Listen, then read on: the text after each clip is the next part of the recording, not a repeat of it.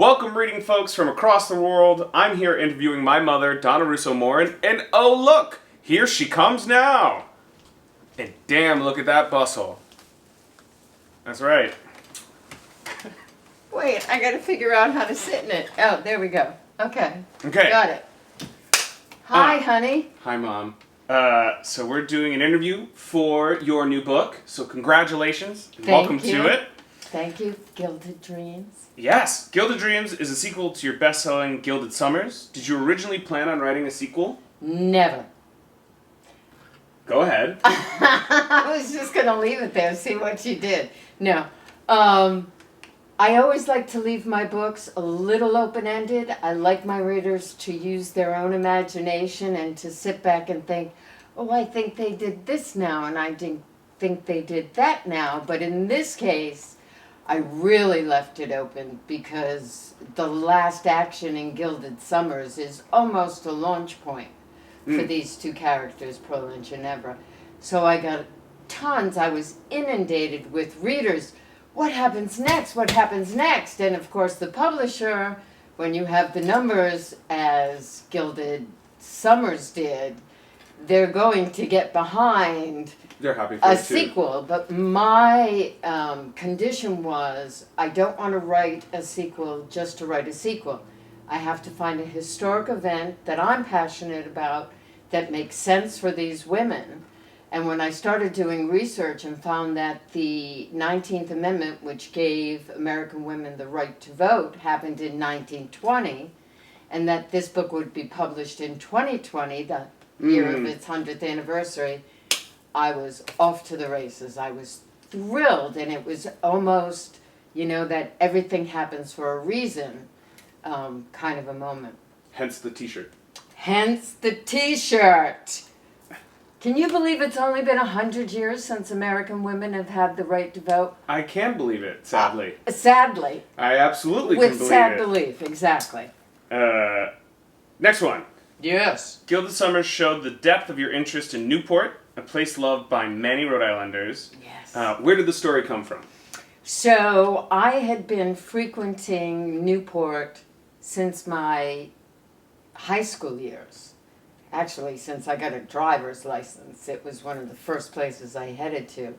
And I have spent so much time there enjoying its beauty, its history, and also, I'm not going to lie, partying a bit.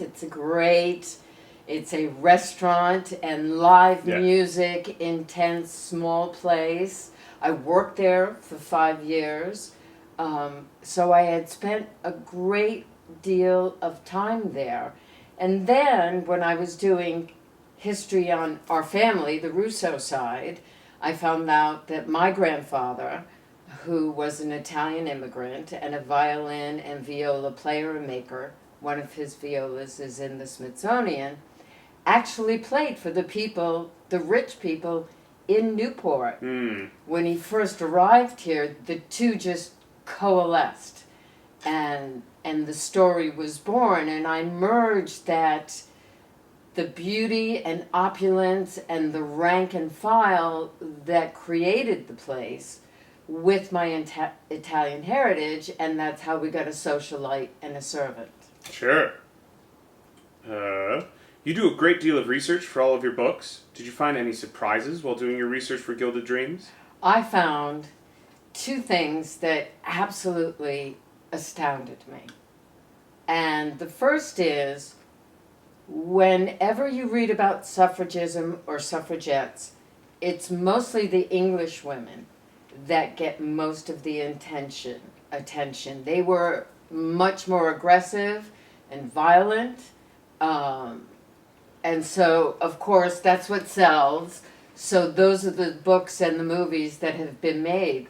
What I found out is that while American women didn't blow things up, their protests reached such a point that a huge mass of them were imprisoned, tortured. Some died subsequently from their treatment, and it's called the Night of Terror for the first night that they were all in prison. But why isn't any of that taught in American history on any level? And Sure. I've been I took American history in high school as well as college. This was never brought up.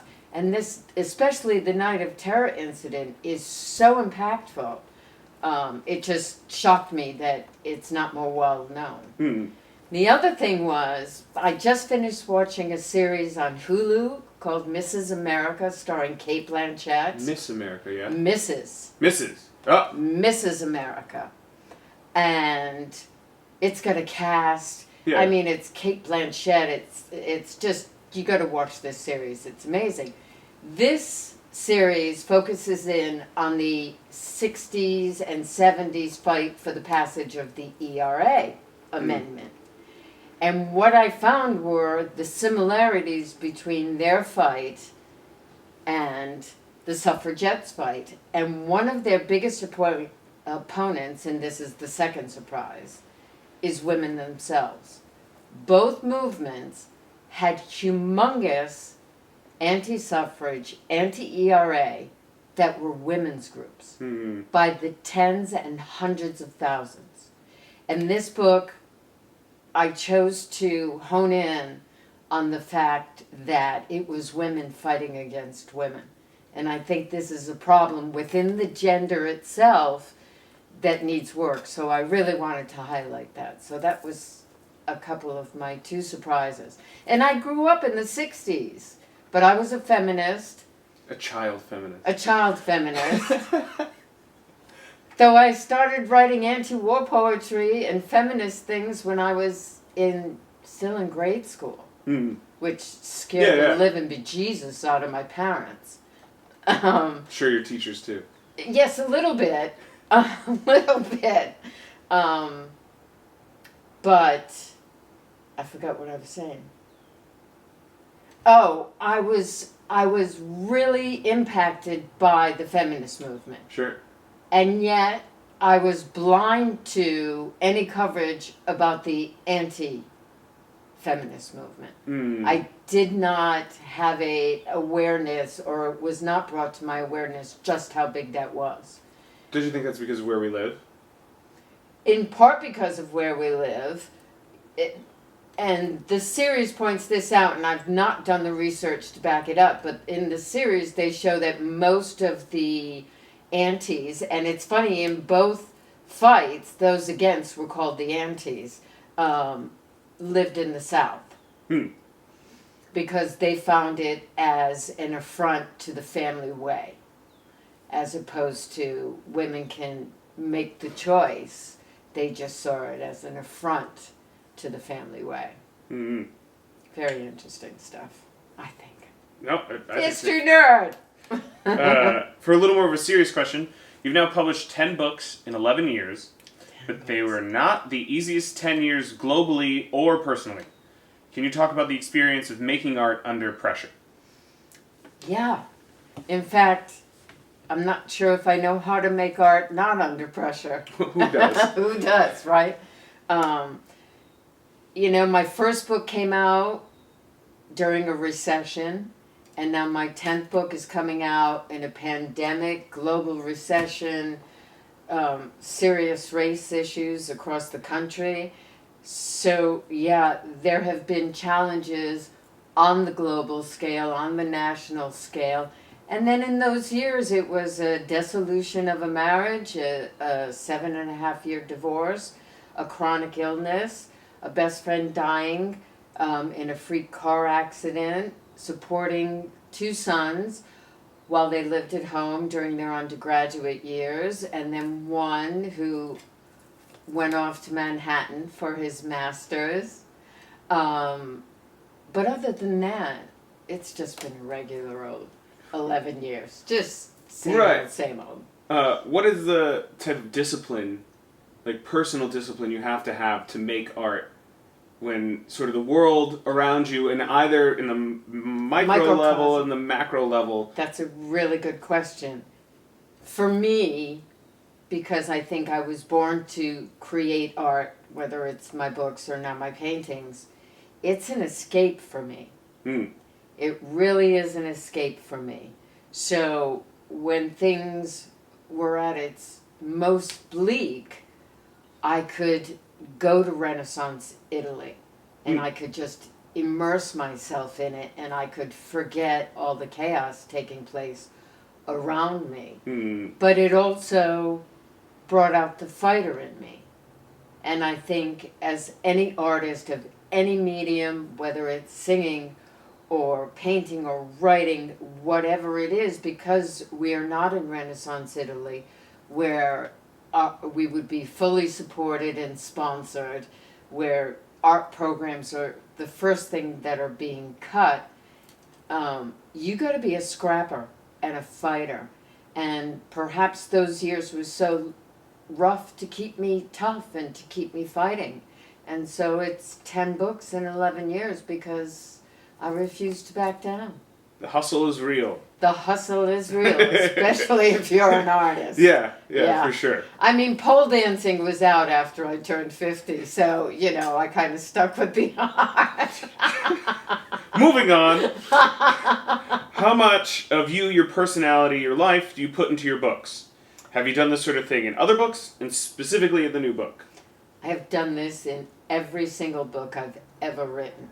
And not only me, but every person I come in contact with, be careful, has played a part in one of my books. I pick off of real life. In the Da Vinci's Disciple trilogy, it was really obvious to my readers and the people who knew me. In this book, they are both a part of me. Pearl, the socialite, represents what I falsely aspired to be.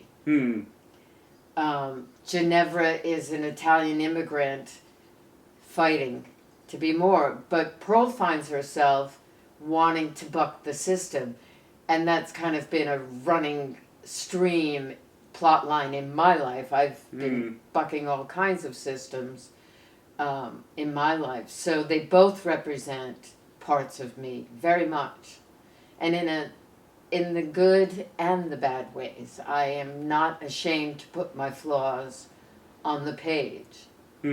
I own them. So, turning to lighter things, you've started to take up painting now. I have. And 2 of your pieces live in my house. They do, that's right. Yeah, they do. How did this get started, and where are you hoping it will go? So it got started because I failed to mention that during those turbulent years, I also lost my house and the love of my life. And for the first time in 33 years, I found I didn't have to do anything for anybody but myself. And there was a photograph I took on the first day of Dylan's high school, because it was the only year that you guys were in the same building. Yeah. And so I got you two with the sunrise in the back. And then I took a picture of that sunrise, and I was looking at it one night, and I thought, yeah, it's hanging over there. You can't see it. You can't see it. We can. But I thought this would make a great painting. And when I did the Da Vinci's Disciples trilogy, because he mentored the women to become painters, I did about 3 years of research on the techniques of painting. So one could say I inadvertently took painting classes. So then I just, for fun, tried to duplicate the photograph, and now people sometimes can't tell the difference between the painting and a photograph. And from there it was off to the races. This painting here is the back of the elms, or as it's known in the book, the beeches. And these are the trees where Pearl and Ginevra meet. These are the trees where I finally solidified the story. The first story, and these, I actually brought my computer to this cave of trees, as I've brought both my children and friends and lovers. So I was really pleased with this one. And then this one is Newport Harbor from the top of the Vanderbilt Hotel. And this is a building that was owned by the Vanderbilt that Newport mythology says was the Mistress House Hmm. for the Vanderbilt men. They were known to be quite the philanderers, and this gorgeous building.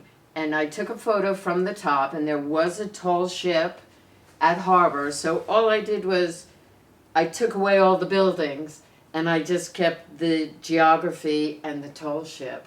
Nice, that's beautiful. So, thank you. So, I'm hoping to do all sorts of things. I mean, it's just igniting a whole realm of creativity in my brain, but I would also love to do a companion piece for each one of my books. Hmm. I think That's that cool. would be cool. Now, for The King's Agent, which is a merging of Dante's Divina Commedia and the video game The Legend of Zelda, I'm not quite sure what the topic of that painting will be, but I think it'll be Cool. possibly one of the best. Yeah, that's great. Yeah, so I mean, you can buy prints of all my work as well as the original at artpay.com. If we weren't in this global situation, it was going to be a book launch and my first art exhibit, but I do hope to exhibit in the future. Great. Well, we kind of talked about what's next for you, but what book are you currently working? Jeez, what book are you currently working? Am I writing a Star Wars movie with Wookiees in it? It couldn't possibly be worse than the last movie. No. I liked it. I know you did it, but you take it more seriously than I do. I'm just gonna. Yeah, we'll skip this over. interview is not about Star Wars. Can go on and yeah, on. go ahead. Yeah. I'm actually working on 2 books next. I've gotten the rights back to my second book, The Secret of the Glass, and that was written during the worst of the years. So I don't think I gave it the attention it deserved. So I'm rewriting that, not only with the attention it deserved, but with my evolved craft. But at the same time, I'm writing the most challenging work of my literary career. It is taking massive amounts of research. And God bless my agent, Shannon Hassan, from Marsal Lion Agency. She has seen the potential in this book, and she is giving me the space to do that research right. It is about a man. I know. Seriously. Can you even do that? I know you're not supposed to, actually. In the historical fiction community, it's typically female leads that are preferred. But it is about an artist, statistically speaking, the most well-known artist, male artist in all of history. But it will be told through the eyes of all the women in his life. Mm-hmm. So that gives it the twist. So you'll get to see him through their eyes. In fact, the working title is Through Her Eyes. Nice. Yeah, it's not the lightest material I've ever worked with, but I think it's an important story because there are so many misconceptions and just downright incorrect myths about this man. And he's a little bit purposeful in some cases. You're right in some instances. And my version will also start years before any story about this gentleman has ever started. We're not saying who it is. We're not. Okay. No, I don't want the. I don't want it to be nipped. Yeah. No, I get it. To be perfectly honest, Sure. that's it. But I'm very excited for this book. I'm excited for the art crossover with your first book about an artist. Right? Well, directly about an artist. Yes, Yes, I've written about Michelangelo, Da Vinci, Giotto, Donatello. Not about their lives. This is the first time. So it is. You're right. Very good perception on your part. I must have raised 2 really intelligent children. At least one. Trent. I know you prepared a reading from a scene from the new book, so let's hear that now. Okay. Gilded Dreams. Out today, June 16th. Oh, yes. Today. Shush! The magic of television. So one of the important things... Television.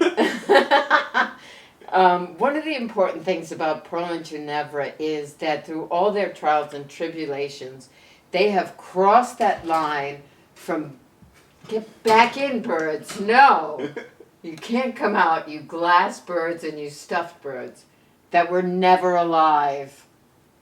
I just want to make sure I don't get any PETA problems. Speak not their name. Okay. They crossed that line from best friends to being sisters. Sure. And I think that's the kind of friendship we all hope to achieve with someone. I know you have, and you lost him, and I lost mine. And so it was important to me.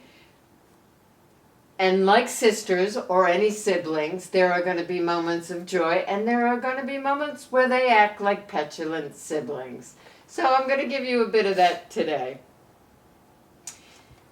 2 days later, a messenger boy brought me the note. Meet me, 1 o'clock, P. The place was not mentioned. It didn't need to be. She was already there when I arrived. I had set out with great stomping strides, each one a word of scolding I had been saving for her when next I saw her. Pearl had made sure I could not say them on our walk home. She had kept people around her in protection. Oh, she would be charming and amusing and so persuasive as I knew she could be. I also knew I would forgive her. But she would receive a few lashes of my tongue first. You had no right! I did not climb the tree to sit beside her. I couldn't wait that long. 2 days of fuming annoyance demanded I spoke my stored words as soon as I saw her. And so I did. Get up here, silly. Already the persuasion began. I climbed to our new perch, the new lower perch for the older us. It will be, Pearl tried to begin as soon as I sat beside her. Why? I silenced her before her coaxing could continue. I would hear why before you say one word more. Oh dear. Pearl heard the accent squirm into my voice. She looked at me, really looked at me, not at what she only wanted to see. Well, she began, taking a deep breath, we had been reading and reading about the women in New England and what they were doing there, the strident actions they were taking for more than a year. I knew we both wanted to take such steps ourselves, to bring action into our actions. Will you have us putting bombs in mail bins too? It was nasty of me. I felt nasty at the time. Persuasive Pearl departed. The Pearl with me now was my sister, an older sister annoyed at the younger one, if only by 2 days. Her chin dropped as a sneer made her beautiful lips ugly, as her large eyes narrowed to slits. Do not be so pedantic, Ginevra. It does not suit you. I was unsure of what pedantic meant, but her face and her tone told me enough. I am no You should have spoke to me first. Do you know how much time and work this will take? We must prepare our children for the start of school. I am so busy at work, as you should be. I have heard Peter say more than once what a busy time this is at the gallery. Osborne will be no pleased should I spend so much time at the PEA office. He will worry. I will worry. I thought you'd be pleased. I should have been asked. I should have decided for myself. Birds fluttered off the branches around us. Chipmunks and squirrels scurried into hiding. Yet I suddenly felt lighter, as if I could have climbed as high as we did as young girls in this tree, as I had felt as a child when I made my confessional at church each week. We sat in the wake of my spent anger till the silence made me itchy. With resentment relieved, my heart took over, feeling the hurt I imagined she felt. I took her hand. I know we have come to make such decisions for each other. You did not do anything you have not done in the past. A hint of a grin dared to pluck at the corner of her lips. But this is so big. I did not have the words I wished. This is too much to this decision. We should have made it together. The grin scurried away before it came fully out. Pearl had the grace to hang her head between her bent shoulders. I did not think that, only her gaze rose. I did not think. I huffed a sigh at her actions, at my own. Well, that is the first smart thing you have said since. Relieved of my anger, I could forget it. Now tell me how we will do this thing. Do it well, or feel Alva's ire, and in less than a month. Nice. Thank you. It's one of my favorite scenes. They're about to coordinate the suffrage march in Newport to coincide with the one attended by tens of thousands in New York City. And such regional marches took place across the country on the same day. Mm. All right. Okay. To finish. Uh-oh. I know how much you loved Inside the Actors Studio, so let's did. try those questions now. Okay. What is your favorite word? Serenity. What is your least favorite word? Entitled. What turns you on? Now there's a long list. Go ahead. Not the one you're looking for. What turns me on, art in any form, exclusively, not exclusively, exceptionally, especially rock music in its live version. Whether it's a local band in a dive bar where I may end up dancing on the bar. Young lady. Or, in a massive setting, Foo Fighters at Fenway Park, one of my all-time great. Music lifts me up. It turns me on. So what turns you off? Narcissists. And I've known way too many of them. What sound or noise do you love? The sound of you and Dylan talking and laughing, for sure. What sound or noise do you hate? The phone ringing somewhere in the 3 to 5 a.m. range. I have had a few of them, and they've always meant the same thing. What is your favorite curse word? Now, this is a curious question, because as baby boomers, Gen X, millennials have become the majority of the population, fuck has become not a curse word. It's definitely still a curse word. It is, but it's used with such proliferation, it doesn't pack a punch. So, what's your favorite curse word? So when I'm really mad or I hurt myself, which you and I both know happens often. Happened before we were recording. It did. It's motherfucker, sucker. Oh. But I've never used that in front of people or out in public. That's only in private when I'm outraged.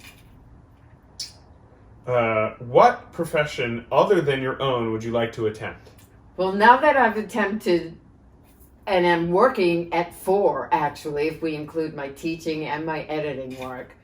I started work as a model at 17 years old. And I tried to make it, but I was too short. But I always had a knack for acting.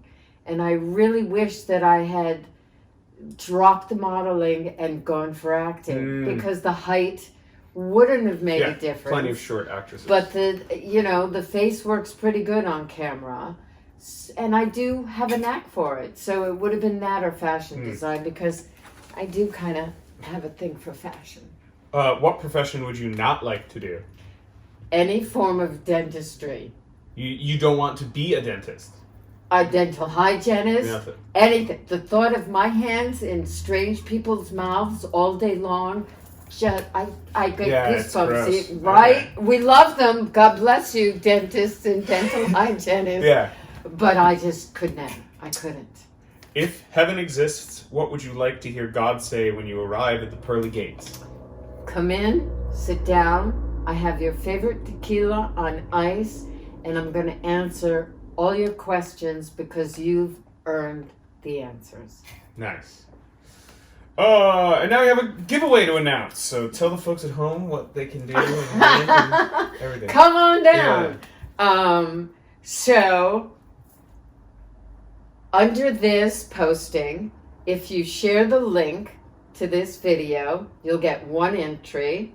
And if you give an answer to one of the questions, my answer to one of the questions from inside the Actors Studio, that'll give you a 2nd entry. And what you will win is a Votes for Women t-shirt, and not only a copy of Gilded Summers, but Gilded Dreams as well. Nice. And that contest will run from 2 weeks from today. So the 16th, to the 30th. Nice. I'm a writer, Jim, not a mathematician. All right. Well, thank you all for joining us. Thank you. And thank you. Wives should submit to their husbands So submissively. from my mother's solarium. Though whatever I'm they Devin say, Russo. their wives Thanks should for joining obey us. unquestioning, Thank you. stupidly. Gilded Dreams, 616. Our husbands would make us their own dictum take, without ever a wherefore or why for it. But I don't and I can't, and I won't and I shan't. No, I will speak my mind if I die for it.